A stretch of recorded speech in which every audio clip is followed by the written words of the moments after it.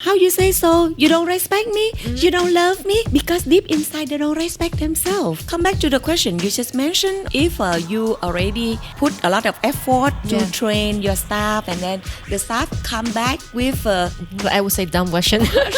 yes. When you inspire the others, you also can be very passionate and at the same time can be peaceful. The chance to transform or to change is there for us, but the point is that we see or not. We can change only we see, and we change what we can see only. Hello, everybody. Welcome back to Midnight Rising podcast. And today is a very emotional episode. Our guest here today is a certified Search Inside Yourself teacher, which is a course about mindfulness for leaderships, created by Google. She also worked for SCG for 30 years before become full-time with her institutions, with her friends in mindful living institutions, where they focus on bringing and coaching and teaching people, the Vietnamese community, about mindfulness and how to incorporate that into our life. Can you tell us more about what kind of course or what do MLI focus on? I just would like to restructure your word a little bit because actually we don't teach mindfulness. We can say that mindfulness is tools that normally appear in our courses, but we mainly train the mindfulness-based emotional intelligence for leaders. That is in the class Search Inside Yourself, or for parenting in the mindful parenting, where the parent would be more aware of themselves and more be able to manage their emotion and their behavior in the relationship with the children. And on this episode, Miss Yin and I, we are going to discuss. We're gonna walk through all of the importance of mindfulness, self-awareness, and how's that important in leaderships, in enriching your relationships in general, and specifically, we want to talk about my relationship with my mom and how do we make it better? How do we reconnect from a disconnected relationships in general? So a lot of emotional, so brace yourself. There might be some tears as well.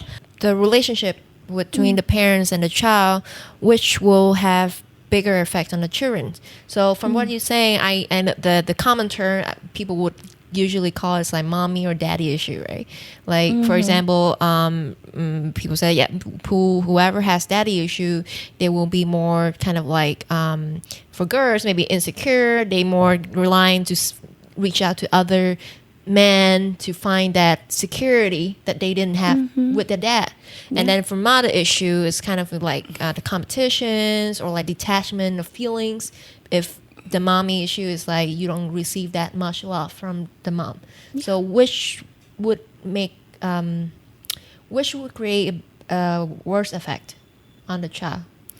I think that one is it varies on every single person, So I think the most important point for each of us is to look inside ourselves and then to listen and to see what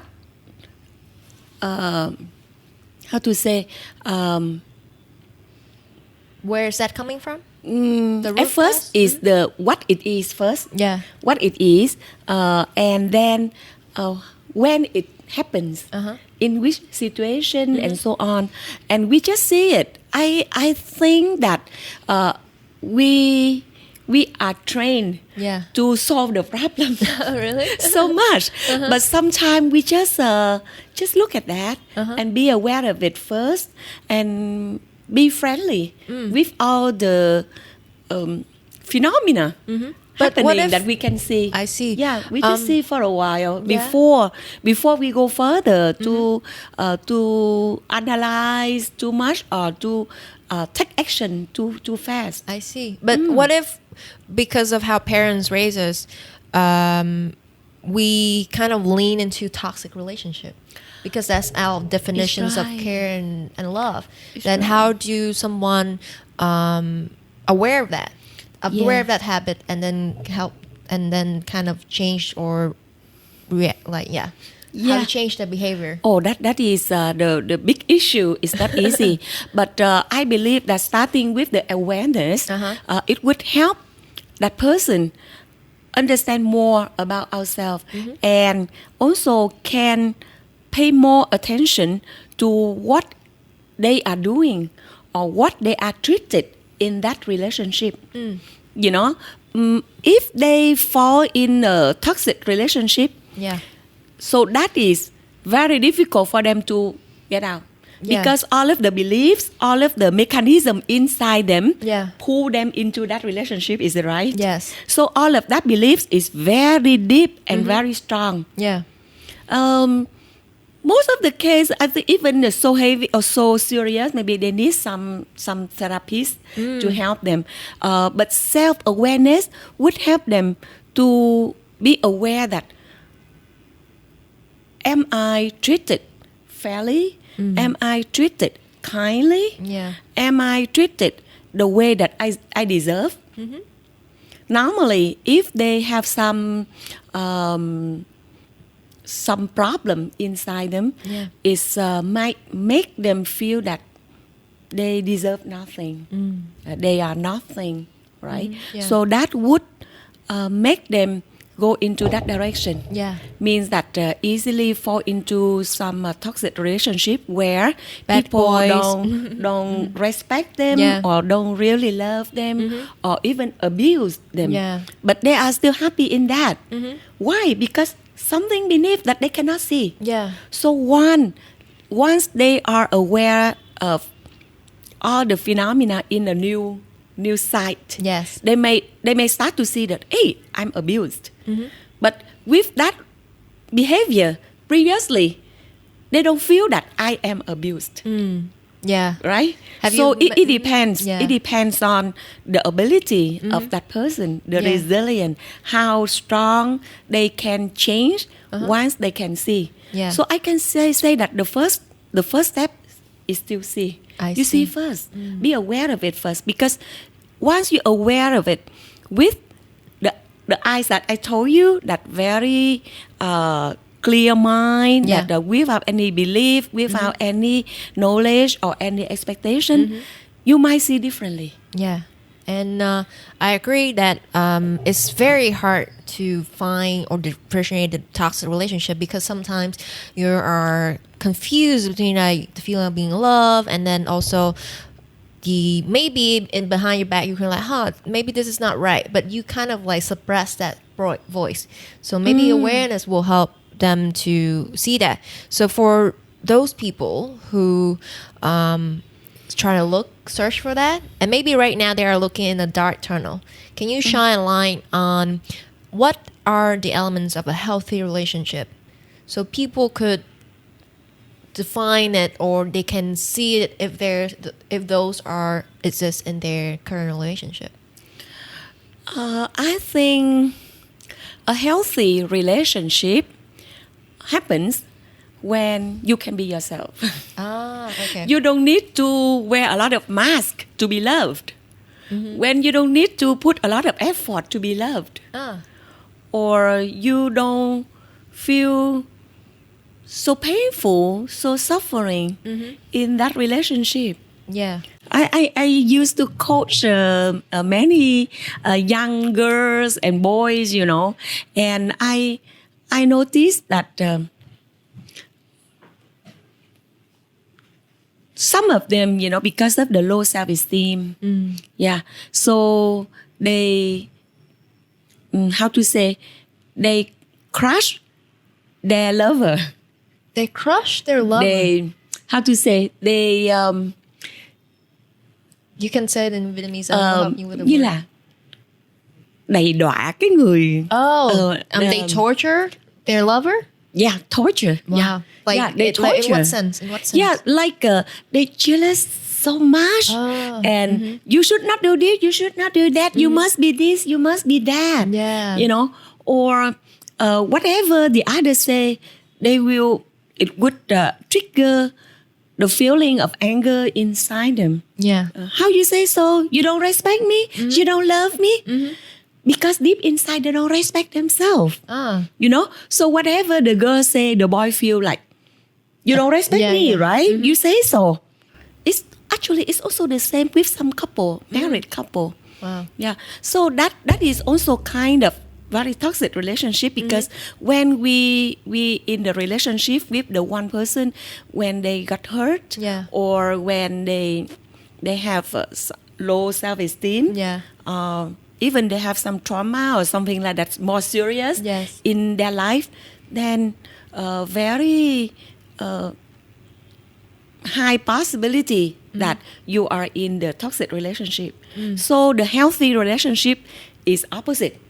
If you are in the relationship with a healthy person, well-being, okay, they know how to take care of themselves or how to take care of their emotion, and they know how to express in a kind way, and talking, and then find a good solution for two ways, in a fair way and kind way. I think that is important. Or higher level than that, I would talk about, they need to have the empathy. They need to have compassion for themselves and for their lover, or the person in the relationship. I see. And I think that would apply to any kind of relationships. Yes, I believe even lover, so. friendship, family, or even like in business and leadership in general. Yes, for sure. How like I'm sure that there are relationship between employers and employee or manager and then their staff that is also considered as toxic relationship, right? Yes, a lot. Yeah, a lot. And do you notice that Vietnam had kind of like a culture of yelling at their staff? Yes. And that's a bad thing, right? Yes, that is a bad thing. That shows that you cannot control your emotion, and worse than that, you cannot control your behavior. I see. But what if it's just like so frustrations? Yes, when you are so frustrated, frustrated. What you can do, coming back to the very basic lesson, okay, you breathe, you stop action, and observe yourself, looking in yourself to see what is happening inside you. That might be a storm of anger, maybe equivalent to storm number 9 today, right? A very strong storm, right? And then look at that and breathe. And aware of it. Look at it kindly, softly. No need to criticize yourself that, hey, why you are angry? You see? So you even put down all of that voice of criticize. If the voice appears, you just observe it. So just know that voice appears. The voice of criticize, and just observe everything. Observe your body. What's happening in your body? Maybe that time it's like this already. The face turned red, and then you are so ready. A lot of energy to take action right that time, right? So observe all of that, and notice. You can call it by name, noting it. That is the tactic, the tips that you learned already in SIY. Like naming the naming, attitude? the emotion, the feelings, or the urging that I have to do this or I have to do that, something like that. Yeah. And I feel like it's hard, right? It's hard. It's kind of hard because from my own experience, when you're in kind of that zone, like why this is not going well, you kind of feel like I feel like it's kind of like my fault that they cannot do this. And then because of my own frustration to myself, I'm kind of like, why didn't you able to do this? I've been teaching you, I've been telling you, I've been coaching you, I've been training you for so many months, so long, and then you come back to me with such a basic question. Okay. And that kind of frustrations is sometimes I can't help it. And then I understand that, I will aware of it, but then how to refrain myself from actually release it out. Yes. I think that's the hardest part. I understand. I understand all the pressure of all the leaders, right? Because to be leaders is not easy at all, right? In one organization, you have a lot of responsibilities and the pressures to have the pressure, the respect. In the control. Sometimes if you're a manager or something, you're not like the founder, the owner, but you're put in the position of manager and you're new in the organization, then you have to prove yourself somehow. Yes. So actually all of that, you must be aware of yourself as well. You must be aware at the beginning that, okay, you have tendency to be under pressure easily because you are in a new position with the new responsibility, with a lot of challenges, so and so on. And you also come back to the question you just mentioned. Okay, if you already put a lot of effort to train your staff, and then the staff come back with a very basic, I would say dumb question. Yes. Or you can say dumb question. That time you notice that, okay, I use the word dumb question. The anger is coming out. The storm already coming up. Just look at that. Sometime up to some point you may laugh at yourself. But at the beginning, maybe you are not used with the process. You may look at that and the tendency is very strong. It still urge you to do something, to react something, to say something. Or the most simple way, maybe you may shout aloud, how can you do that? Right? Maybe that is how can you ask such a dumb question? Nicest question you can do. But we also can tell ourselves, okay, what is the most important now to me? What is the most important now? I shout at them, and then they will scare and they will shut up the mouth and then stare at me like this, or I can do, or what do I need now, and what does that person need now? Maybe they need a guy. Maybe they really don't understand. Maybe they don't focus when you teach them, or a lot of things. But once you put that question, your prefrontal cortex have to work. It has to work to give the answer.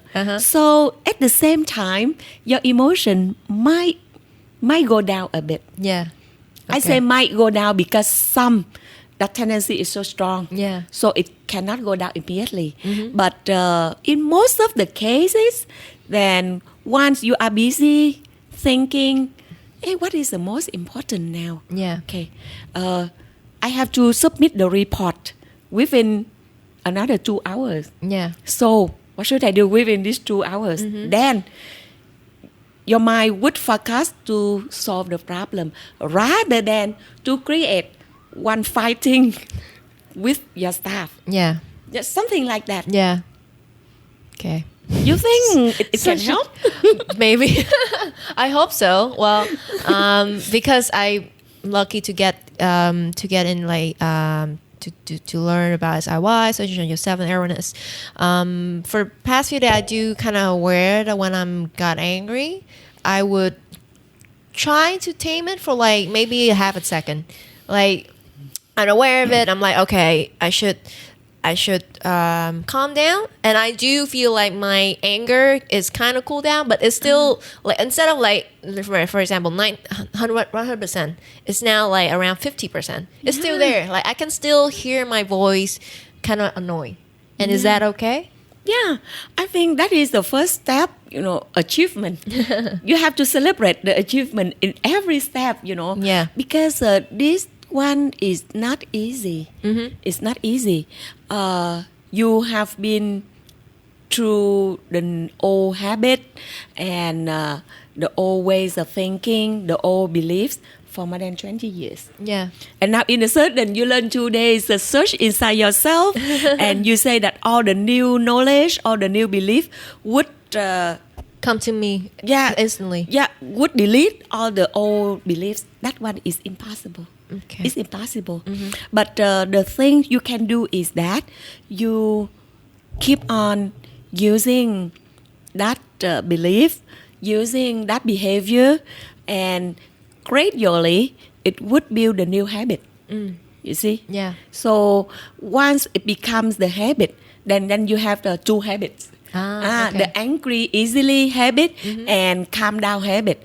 But it doesn't mean that you will 100% calm down all the time. Yeah. Sometimes it's up and down. It depends on the situation. In some situation, you still get angry easily, especially with those you love, with the one who close to you. You notice or not? Right? You're less patient. Yes. Yeah. You see, so you may start with outsider, and then you can give them kindness easily.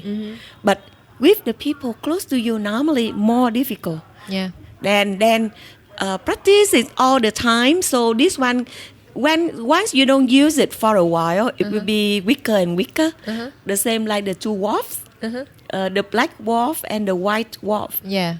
You know the story? Yes, I know the story. Yes, so inside us there are 2 wolves, right? Yes. So the black, so for the audience, for the black wolf and the white wolf is where the black is representing like your dark thoughts, and then the white one is your bright, innocent, or your happy thought, right? And so basically the theory is that you have 2 wolves always inside yourself, and it's your choice to let which wolf lead you in the situations. I prefer to re-sentence that a little bit. It's your right to feed which wolf. Okay. You give the food to the white wolf, it will be healthy and stronger and bigger every day. And you let the black wolf starve 1 week, 2 weeks, it cannot talk anymore. Yeah. Okay? And the voice will be less and less and less. That's it. Yeah. That's the way. Was there any kind of success stories, like from your teacher or from you personally, applying those the theory of the black and the white wolf? My husband. Okay. Okay. Previously, long time ago, actually maybe 10 years ago, before that time. Okay, that's a long time. Yeah, long time ago. Whenever he comes back home late, in my head, a lot of voices, a lot. And then the black wolf, keep on shouting in my mind. Yeah. Where's he going? And why this time he still cannot come home? He doesn't know that I'm home. I'm so worried for him. Yeah. Actually, what I'm worried is just the accident. I know him so well. Yeah. So I'm not afraid of any bad thing he's doing outside, but accident because he is a foreigner, And communication with in Vietnamese is not 100% like our people. Yeah. So I'm so worried every time he comes home late. So I keep on calling him. Where are you now? When you come home now? 1 o'clock already, my dear. And he said, okay, he will go home right now. Yeah. And 1 hour later, not arrive home. I call again. I cannot sleep. I'm waiting for you. Something like that. But you know what? Deep inside, there are many fear inside me that push me. Fear and worry, anxiety, all of that, keep on going up and up, And actually, after I practice meditation, my emotion is more, I think, easy to be at a stable stage. I don't mean to use the word I control it, because it's not an act that you subjectively control it to make it become calming stage. Okay. But I mean that it's quite organic stage. Okay. It's natural stage that once the more you practice, you look at the things in a way that more open and more accepting with kindness. Yeah. So now if he has an appointment and he say, okay, he goes to that group, I know maybe 2 a.m. So I say, so I will not wait for you, I will go to bed at 10, and then when you go, you bring along the keys, and then you open the door yourself, blah blah blah, that's it. And I go to bed peacefully without waiting or without making any calls that hurt me and annoying him. So I think the habit will be created in that way. Okay. So how do you get involved in this work? So can you tell me more about MIY, and then what specific works that MIY is currently doing? For SIY, actually, I happen to know the course to train the teacher of SIY when I were in London that time. That is a time that I sit down and I wrote something. I wrote my retirement plan. Yes, I have a look at what I will be in the next 5 years. And I wrote a lot of things. And I love teaching. I love teaching. Then when I work in SCG, I've been trainers for many years, more than 10 years. And the topics that I love teaching the most are emotional intelligence, DISC, and sustainable development. Some related to the like even the how to make this world can grow in a sustainable way, So that is what I love. And actually, last 10 years, I started learning about meditation. And the more I learn, the more I see the very strong relationship between meditation and emotional intelligence. Emotional intelligence, the two key or the two core competencies are self-awareness and self-management. Okay? And you aware of what makes you yourself today. You're aware of your strengths, your weakness. You're aware of your emotion. And you can assess yourself accurately. Something like that. And then you can transform. Okay, so that is the basic competencies of emotional intelligence. And meditation is just have you to reveal the world of yourself every day. Because as I mentioned, it mainly focus on awareness. Focus on seeing what is happening in your body and in your mind and the way you interact with the world outside. Okay? So that is the thing. It also means that self-awareness and self-management in some way. Because once you see it, somewhat it would be transformed by itself. I can say that in the organic way. You don't need to put a lot of effort and all with the KPI. Okay, I have to change this habit, that habit. But the more you see yourself, the more you are changed. I see. So you see, when I see this correlation between meditation and emotional intelligence, I find so excited, and I put it in my teaching in some way. However, I didn't have the capability to do a lot of research or related the neuroscience or the scientific yeah, research. some scientific research, So that day when I wrote about my plan, life plan, 5 years, and What was it? What do you wrote? Lots of things. I just say, okay, put down many things, stop working. That time I plan stop working early. I see. Yeah, stop early and then focus. Spend more time to enjoy my life, take care of myself, take care of the family, of the kids, and then sometime teaching, sharing, coaching. Yeah, something like that. And I don't know. I can't remember the time. Maybe sometime within that day. Yeah. I just browse on the Facebook, and I see one news feed of my old boss. She is Thai. She is Thai, and then she talk about SIY teacher training. And I read it. I said, "Wow, this is what I have taught before, what I have experienced before, but I could not put everything in a systematic way like this. It's so fantastic."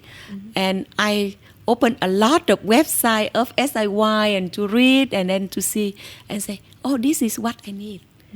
It's just a tool. It's just a tool to combine emotional intelligence, meditation, and bring it into the real life in a very useful way. Yeah. And it help us happy.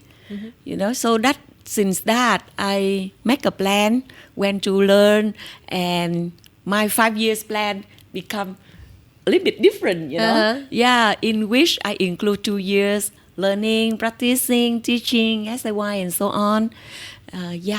So that is the way I know about SIY. And how about MLI? MLI. Mindful Living Institute, which is your institution's on awareness in general, right? So SIY is the course for that created by Google. Yes. And then you apply and you start become a trainer, one of the few trainers in Vietnam for that specific course. But I understand that MLI also has other courses for different demographic. Yeah. It's very interesting, because when I started teaching, learning SIY, and I had a lot of questions in my mind.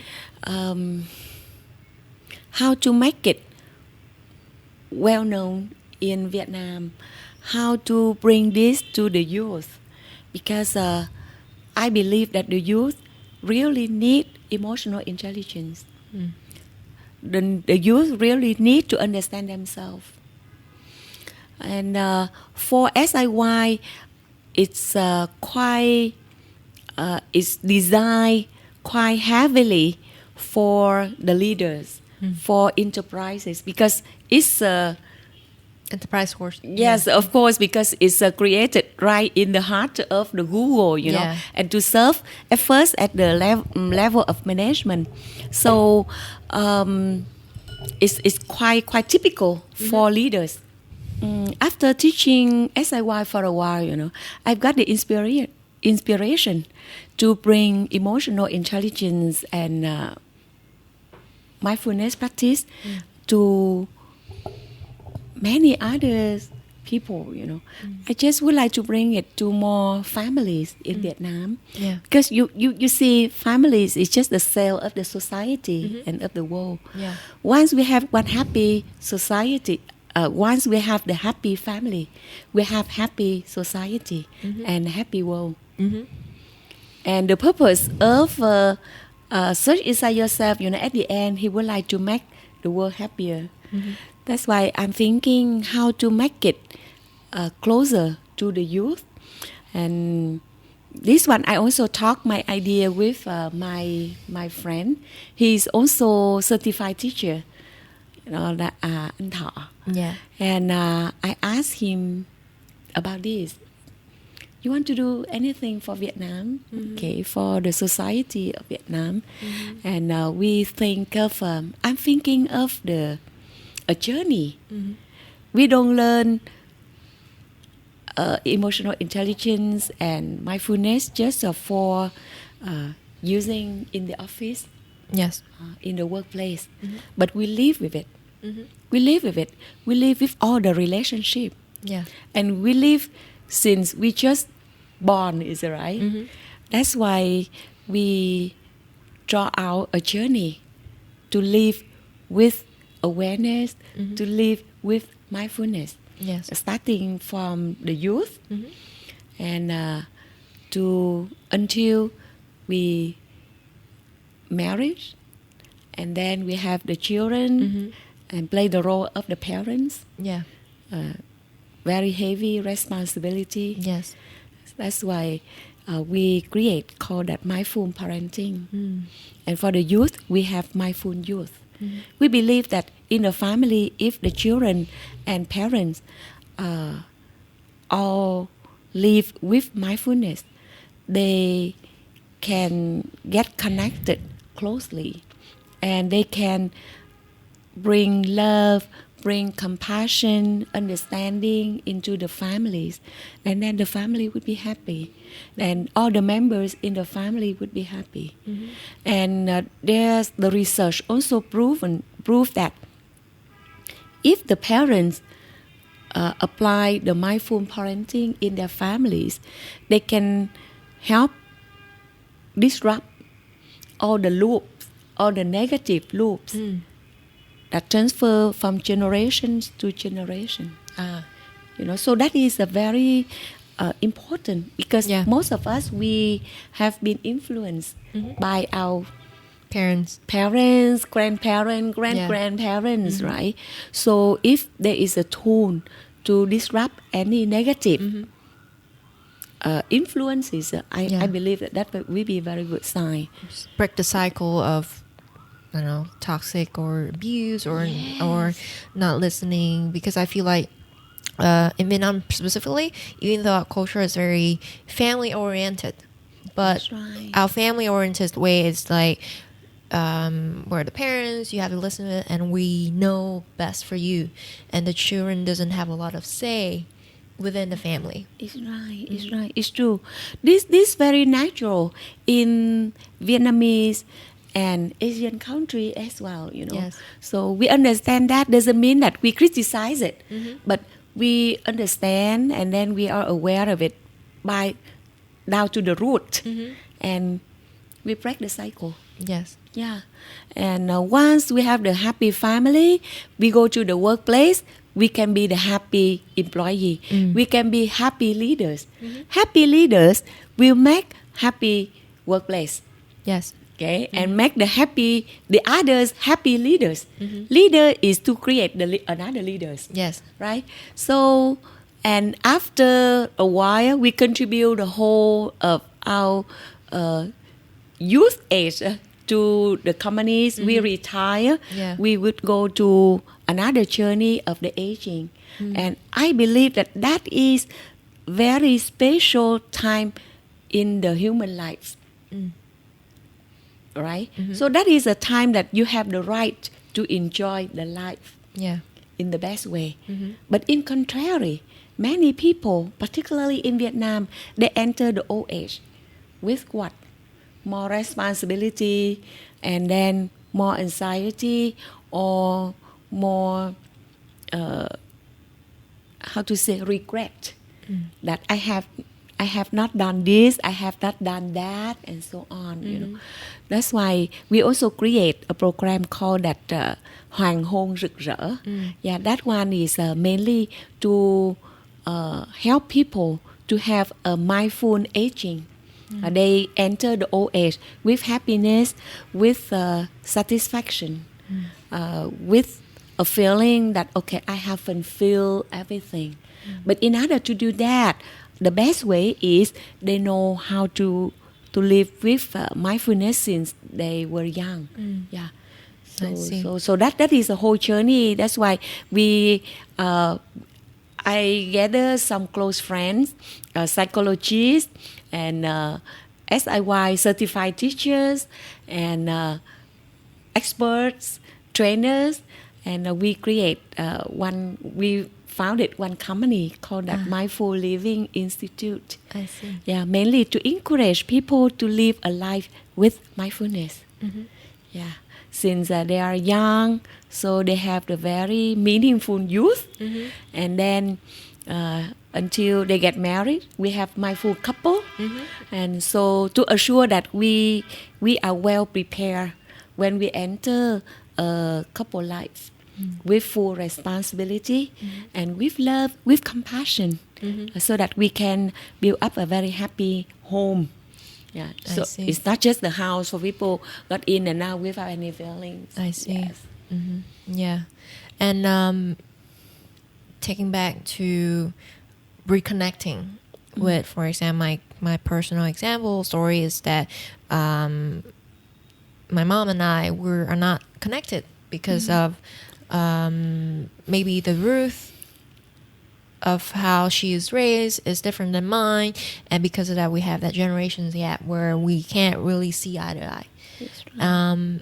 Then do you have any kind of advice, or how do I begin in the journey of reconnecting?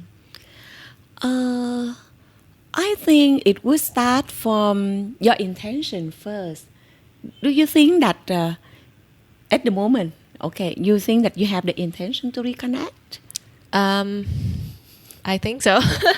Yeah, because if you don't I have the always- intention, then no commitment later on. But that two things are really crucial. I would say whenever I get asked what if I able to see the future, what will I want to see? My answer has always been I would like to see in the future if our relationship getting better.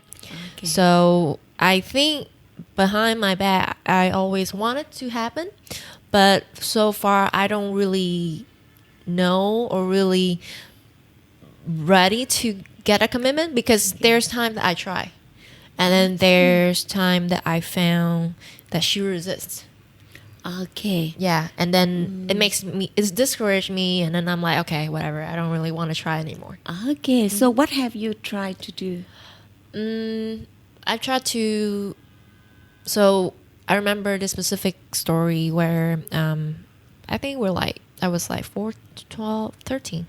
I was like 13, and then we had a fight or something. I don't remember, but I decided to do something different. Before that, we just like fight, and then I just things just dissolve. Like we don't resolving like, hey, I'm sorry and stuff, but we just like, okay, we just let it go, and then we just move on. But that one time, I decided I wrote a letter to her, and in that specific letter, I tried to be as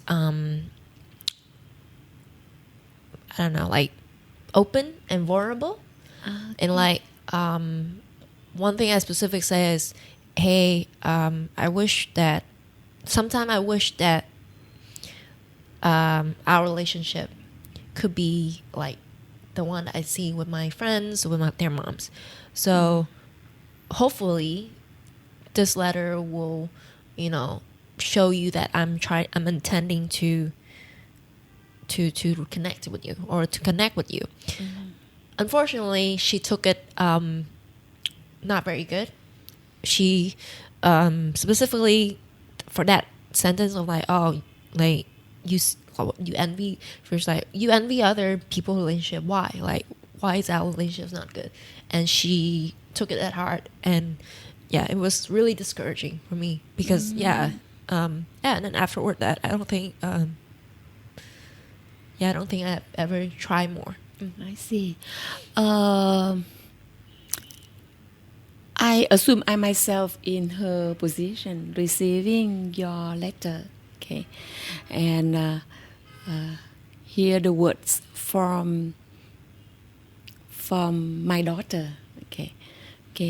My friend is very happy with her mother, but I am not. Okay, she interprets in that way. Yeah. Okay, you see, my friend is very happy. It means that her mother give her happiness, and you don't give me happiness. Do you think she will interpret that way or not? I think that's what she did. Yes, you see. But then it makes me. So any message, when we send to the others or we receive from someone else, normally it would be interpreted in some way very, very strange, very strange. That's why we must be very careful when we deliver any message, particularly when we are disconnected, because the way we disconnected, so every interpretation, might cause any negative impact. Yeah. But then how do you try be vulnerable again? Because for me, I understand that the way I say things would that persevere in that situation has made her interpret it wrong. But then for me, it's hard to open up again and try it again I see. because I would afraid that it will continue in that path. I see. I understand you have the intention to reconnect. You also put effort to do that once, and sounds like you fail. You think it's I think that she might keep in her mind, but in some way she also understand both. But what trigger her the most is the negative voice. She might feel your feeling as well, Yeah. but because a trigger is so strong, that's why it pull her to that direction. Now, if you really want to reconnect, maybe we go slowly. Can we go step by step? Yeah. And you still have the courage to go on? I hope so. Okay. Imagine that if you can do successfully, okay, what it would be? Your life. What it would be? Successful would be we can hang out, we can have dinner, we can laugh together. I can openly be a kid or make jokes, and we can enjoy each other company. I see. That's good. That sounds very bright picture. Huh? Yeah, and so that would give you the Motivation. motivation Yeah. to move on, right? Yeah. It's feel like a dream. So it's kind of hard because it's like, yeah, you can have the vision, but then the step to going there is very challenging, and then there's different obstacle, right? Because is it possible for a relationship to become better when one person is practicing awareness and the other is not? Yes, I witnessed that with my whole life because I meditate and my husband doesn't. And along the way, I noticed that he has many things changed as well. I see. Yeah. So I believe that once I change, the world change. Okay, but no need to expect that the world must change because I change. Okay, don't Yeah. put that expectation. But that is, I believe that the law of nature. Yeah. So believe on that. Believe on that. And so now you say that the relationship is like that. But how often you see her? Like once or twice a month. Okay. So you don't stay in the same house? No. Okay. And And particularly, I would say that that makes our relationship better because we're not staying together for right now in the state of relationship. Then spending too much time together can easily trigger things. Right, Where if we only see each other a little bit less, then whenever we see each other, we try not to, trigger each other off. Okay. And now who she is living with. She's living with her partner, which is not my father, but yeah. Yeah. You stay with your father. Yes. Okay. And she has any other children? Yes, she has my siblings. My sibling, but my sibling is staying with my dad too. So we only see her in the weekends. Oh, I see. Yeah. Yeah, that is a blood sibling. You Yes. Yeah. Mhm. Okay, Yeah, so yeah. two of you, Three of us. three of you stay with your father. Yeah. Oh, Yeah. For Okay. logistic reason. Before it was her staying with her, and then I stay with him in the weekend. But then now because she moved quite far away, so they staying with my dad because it's closer to the school. And then on a weekend we would go back and visit. I see. Where is it? Bình Thạnh. Oh, in Bình Thạnh. I see. And we live in D5, like the school is in D5. And then from my dad's place to the school is like 5 minutes. And then from there it's like 30 minutes.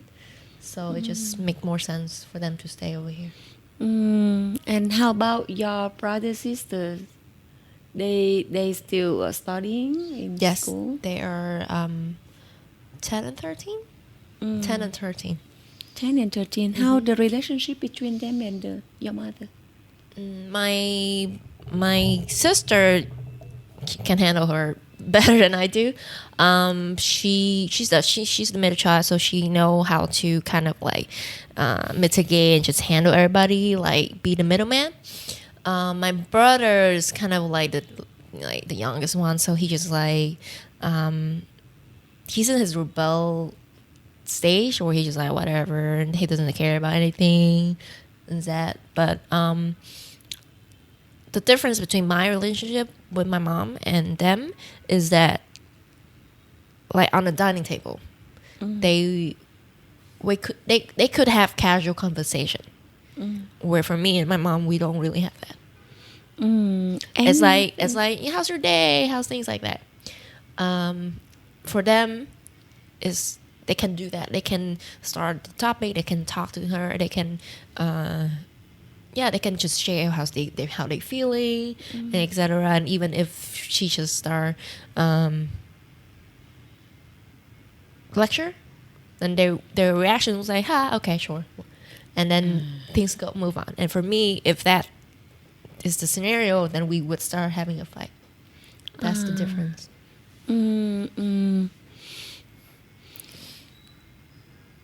And what made you hardly find the smooth conversation?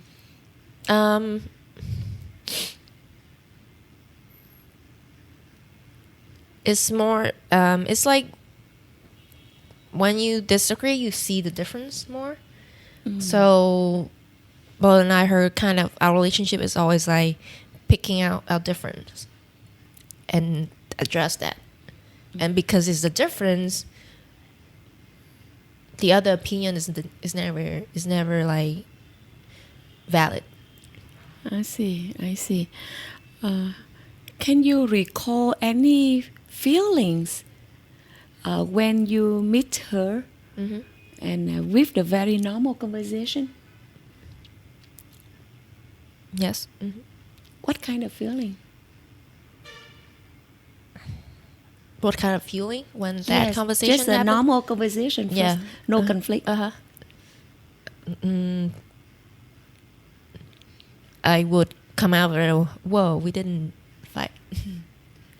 Sorry, I when I get out of that conversation, I will be like, oh, we didn't fight.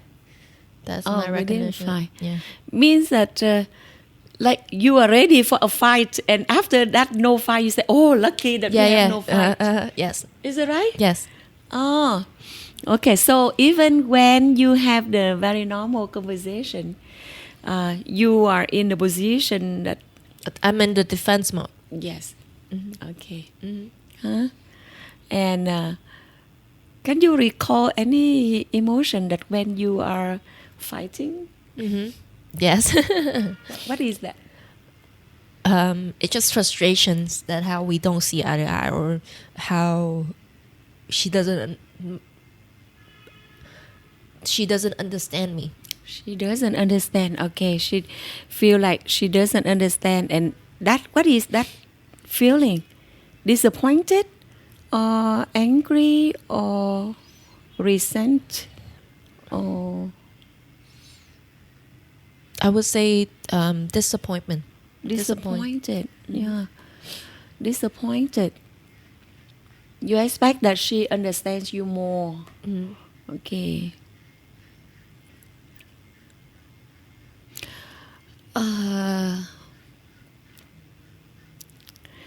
So the feeling of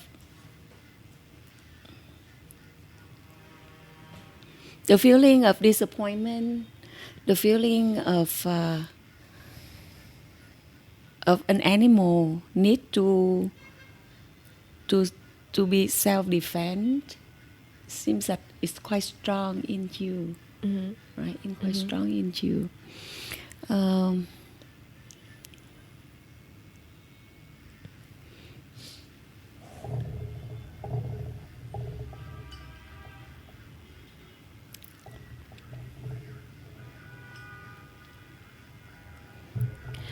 Can you recall any time that you have very relaxed feelings, relaxed moment with her?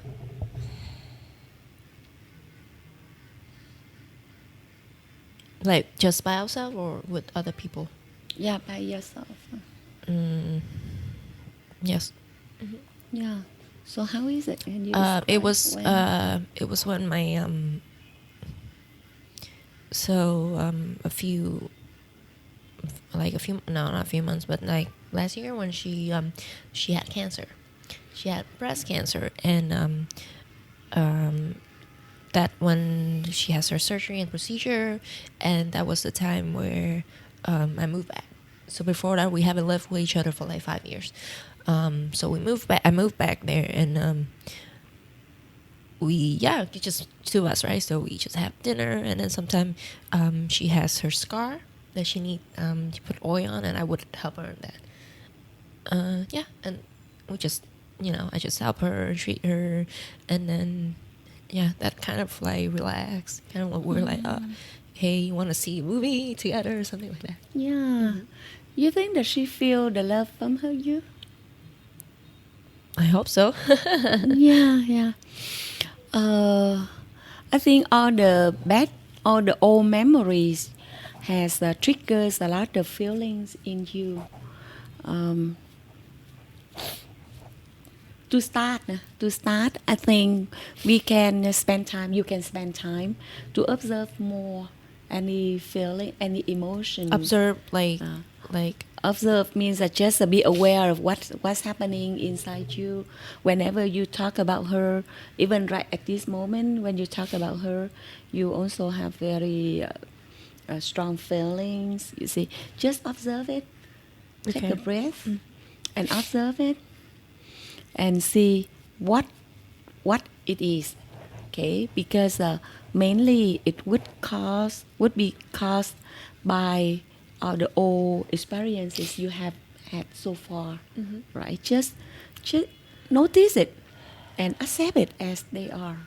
Okay, that is the very first step.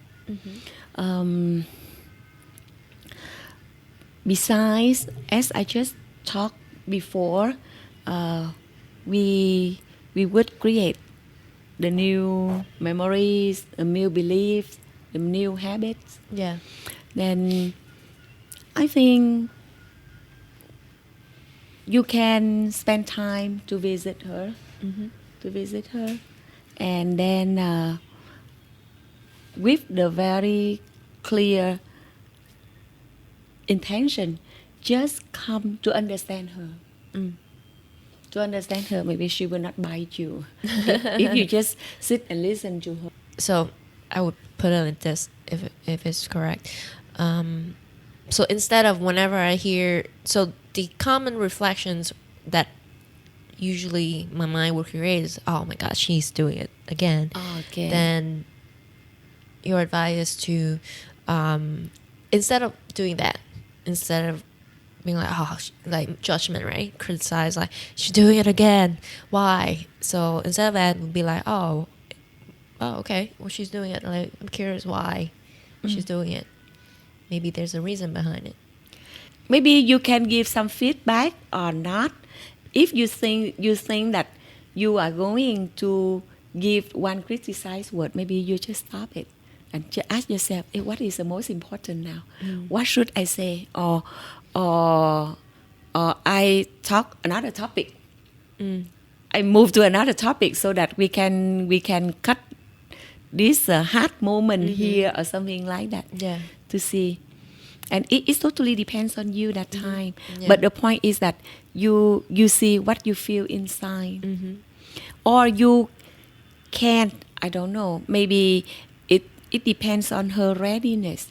Sometimes you can tell her what you feel, but it also depends up to certain level. Yeah. And then you tell, oh, you say like this, I feel, this word make me feel like you don't love me, for instance. But that is up to a level of safe enough between the two persons. So you express the feeling, then people know that her words make you feel like that.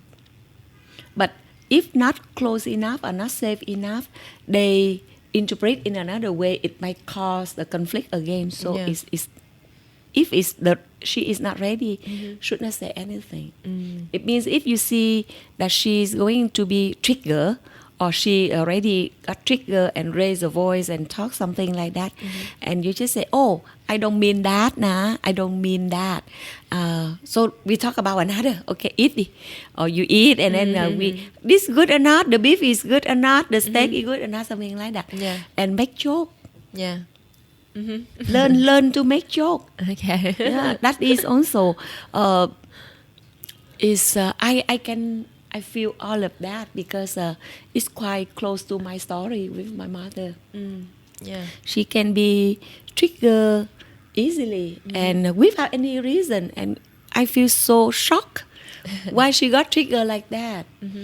And I just okay, I don't mean so. I just remind you to take the medicine just for your own sake. That's it. I don't mean anything. I don't mean that you lose your mind already, you crazy. I don't mean so. So that's it. And stop the story and then move to another conversation. Yeah. Okay. And try to make some reason for a fun meeting, for a funny meeting. Yeah. Possible. Like, okay, celebrate something for your brother, your sister, or something like that. Yeah. And we try to get the very good topic to talk about. Yeah. And try to understand her more. I think if you have some deep conversation with her to understand, maybe you show the empathy to her, she will feel that you are at her side. I'm not so sure. She might feel like she lost you because you go to your father or not. And that is also one bad feeling. I'm not so sure. You think is it possible that she feel that way? Possibility. Yeah, because they are not together. So the way that you live with the father, normally the mother would interpret in many ways. And then you become enemy. Yeah. Right? You become his side. Yes. Right? Not her side. Yeah. And how to make her feel that okay, you and her, we are lady. We understand the pain of a lady. We understand how a lady have to suffer, that cannot live together with the children, and have to separate the husband. And you know the story more. Yeah. Actually, if in the reality, I can dig deeper, Yeah. so understand more, and then just give you the direction clearly. But I don't think that is suitable here. Yeah, it's but okay. you see, maybe in this situation, try to be in her side. try to be in her side, okay? And if have to talk about him, just neutral. Or don't say, if that will talk different, mom, how can you say so? Okay, you will trigger her anger immediately, is it right? Yes. So that is the way that you have to be very careful to be with her, and try to understand what can make her smile. If you notice, you will see some words you can make her smile. So what is that? What is that? The woman, they also need the warmth, the care of the daughter. Normally, mother and daughter is very close. And why you cannot? What makes we are disconnected? Of course, that you don't need to ask her, but you observe first, and you observe from yourself, because all the reaction and all the defense mechanism in you would prevent you to open up. Is it right? Yeah. So when you are close to her, what you do is to protect yourself, not to be hurt again. So you cannot think of anything. And now you give the compassion to her. Give the compassion to her, okay? No matter what she does, you believe that there is a root beneath that you don't understand. Yes. So you can ask her, Mom, why Mom interpret in that way? Why this word of mine make you think this way, and then you are triggered, and then you react this way. Ask in the way that you really want to understand her. Yeah. Not a policeman. Yeah, no, like, why do you think like that? That's not how I'm trying to say. But just I really would wish that I could understand you more, Mom, because we are mother and daughter. I love you. If you can tell her that, I believe that it can break up all. I think she's the same mechanism like you. Yeah, we are right? both in defense mode. Yeah, both of you in the defense mode. So how to break up that point? From your side, you learn how to meditate. Yes. And then you can come with her with that attitude. Yes. That okay, calm and ready to be with Mom and to understand her more. The first thing. Yes. Just that. Yeah, and I think that would be a doable first step. And I think we also could wrap up the episode here right now. Hopefully we can do another follow-up one where we can elaborate more on this. But thank you for your questions and your perspective, because it would help me a lot in try to see in her own side, or put myself in her own shoes to see what are our similarity, and to unsee what we're seeing right now, which is all the difference that we have. Yes. And thank you a lot for coming here on this episode. I hope you enjoy it. Sorry that I cry so much. That's okay. I think that is something very honest from you. I think human being, all of us suffer from something, and mainly just because we don't see the truth. Once we see the truth, maybe the suffering can turn to be compassion, can turn to be love. Yes. And can turn to be forgiving, accepting, and happiness. Yeah, and the world absolutely would need a little bit more love anywhere. Yes.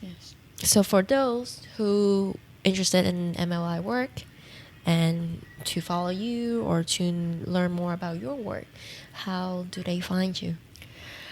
I think we have they can go to the website of Mindful Living, edu dot vn, or they can go straight to the Facebook, the fan page, full name Mindful Living Institute. Mindful Living Institute from Vietnam. Yeah. And if they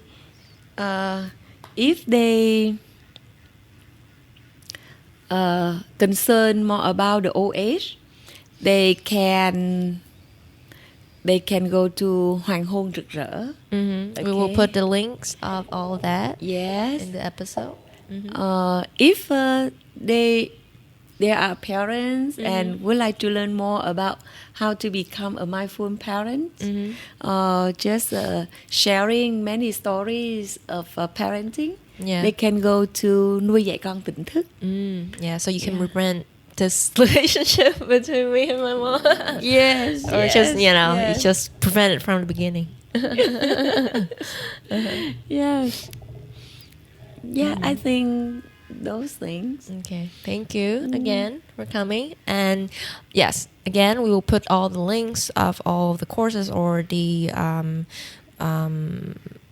options for anyone who is interested in learning about mindfulness and also learning about MLI.